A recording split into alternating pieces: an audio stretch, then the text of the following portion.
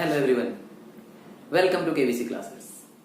Dear friends, हम लोग number system पढ़ रहे थे।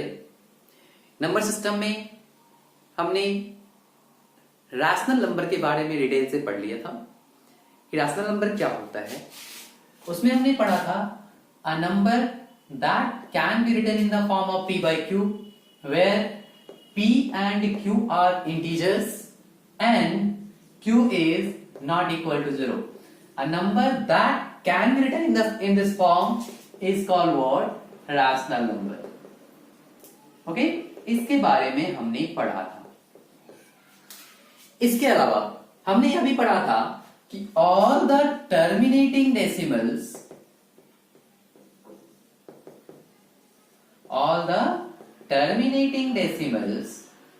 and non-terminating repeating decimals. Okay? All the terminating decimals and non-terminating repeating decimals are called what? Rational numbers. Right? अब हमें पढ़ना है इर्रेशनल नंबर। इसके बारे में हम डिटेल से पढ़ते हैं। इससे पहले भी हमने इसकी चर्चा कर लिया था, जहां पे हमने रैशनल नंबर को यहां यह बताया था, जहां हमने डेसिमल रिप्रेजेंटेशन की बात की है इस वीडियो में। आप उसको ध्यान से देखेंगे, उसमें भी हमने इर्रेशनल नंबर की चर्चा किया है।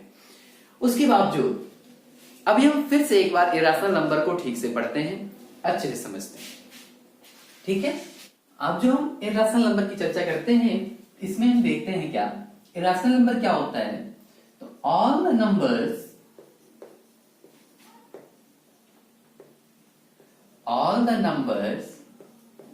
that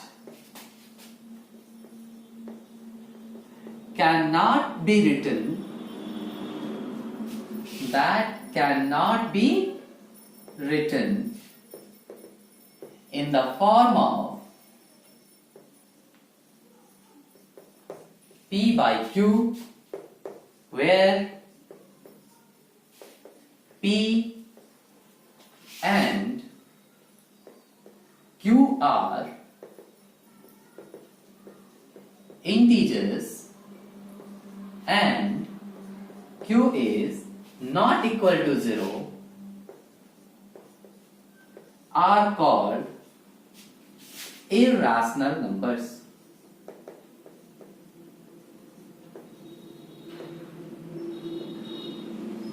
इसको थोड़ा ध्यान से समझिएगा। हमने कहा था इससे पहले रैशनल नंबर की चर्चा जहां पे किया है, उसमें हमने कहा है कि all the numbers that can be written in the form of p by q where p and q are integers and q is not equal to 0 are called rational number.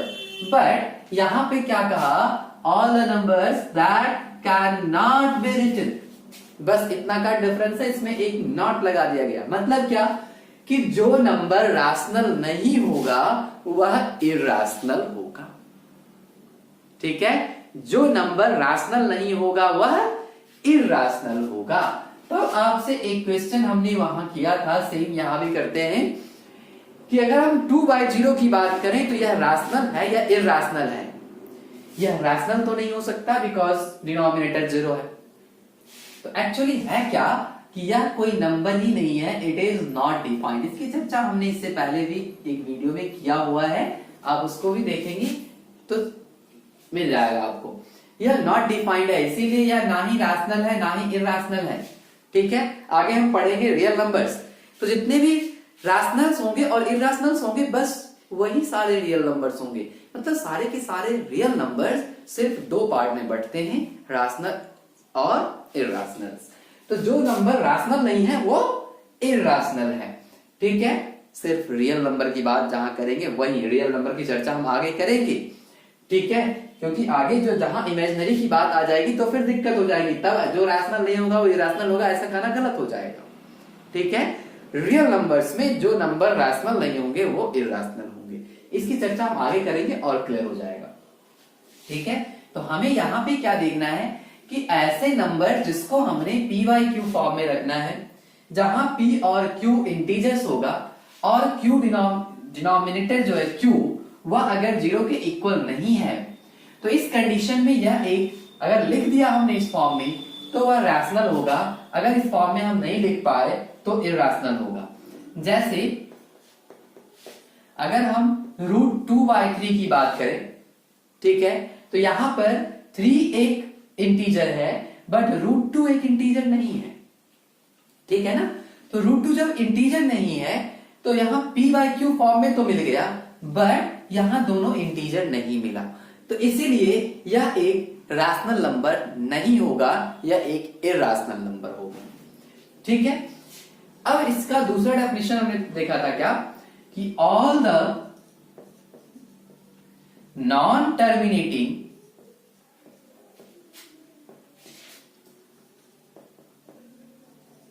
Non repeating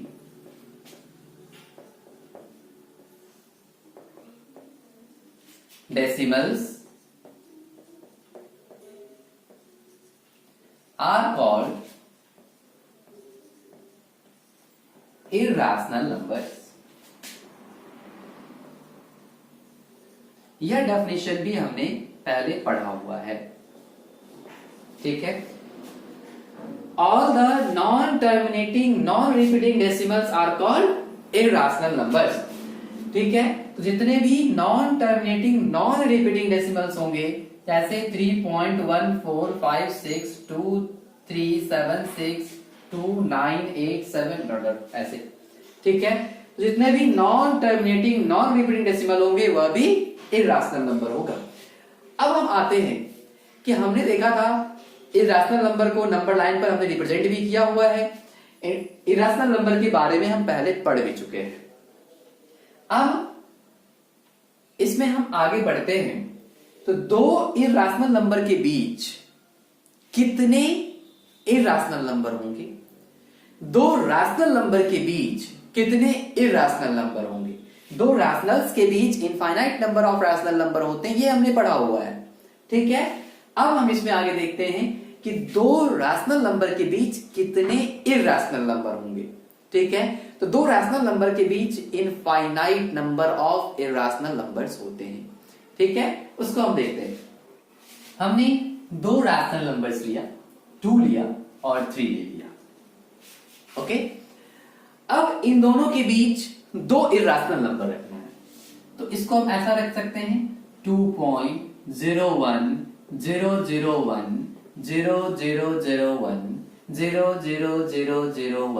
dot dot dot dot dot.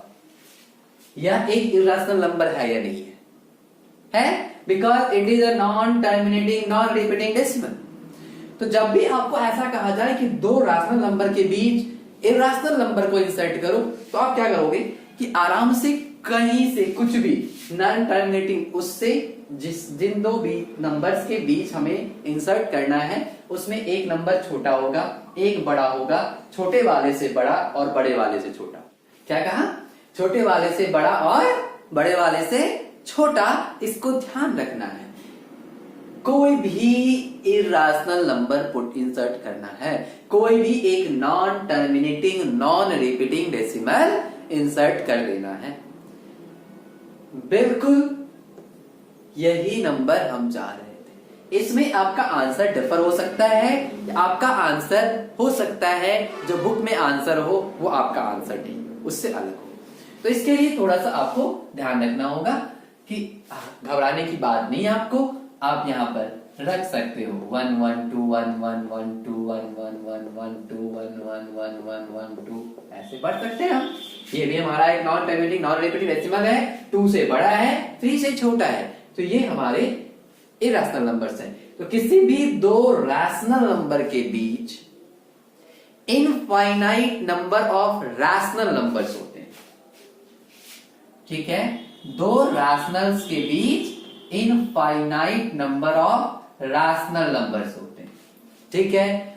दो rational number के बीच infinite number of irrational numbers होते हैं, ठीक है। दो irrational numbers के बीच infinite number of rational numbers होते हैं और दो इरैशनल नंबर्स के बीच infinite number of irrational numbers होते हैं। इस चीज को ध्यान रखना है।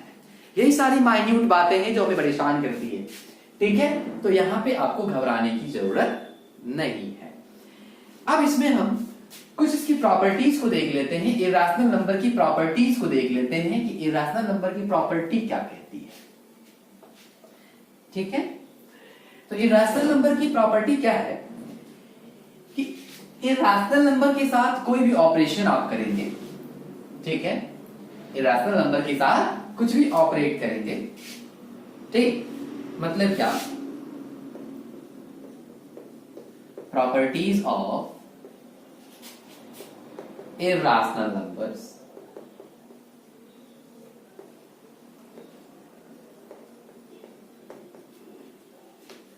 प्रॉपर्टीज में हम देखते हैं पहला क्या है, सम of a rational and an irrational number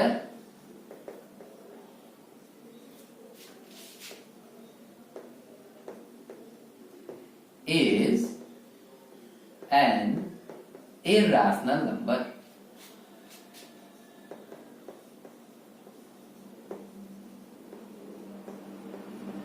okay, second कहता है difference of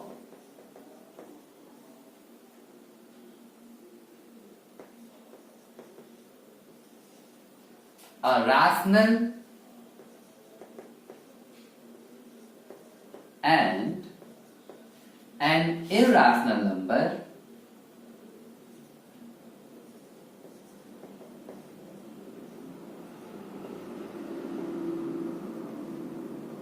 is an irrational number.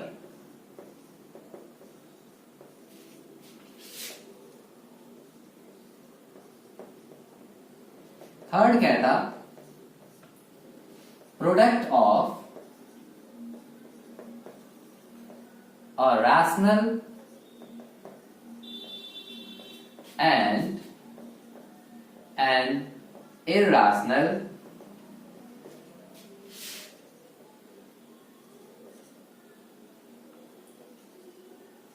number is an irrational number.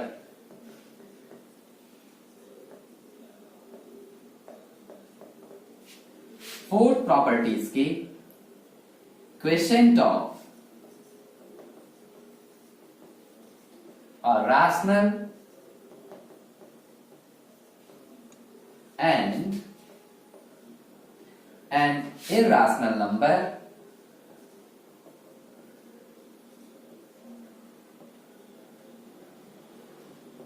is an irrational number.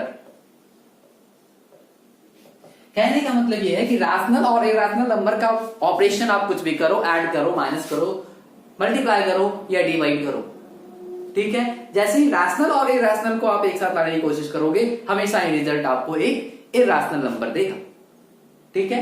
Means what, इनकी प्रॉपर्टी में हम देखते हैं सम डिफरेंस, प्रोडक्ट और क्वेश्चन की बात किया, इन सबके लिए एग्जांपल देख लेते हैं।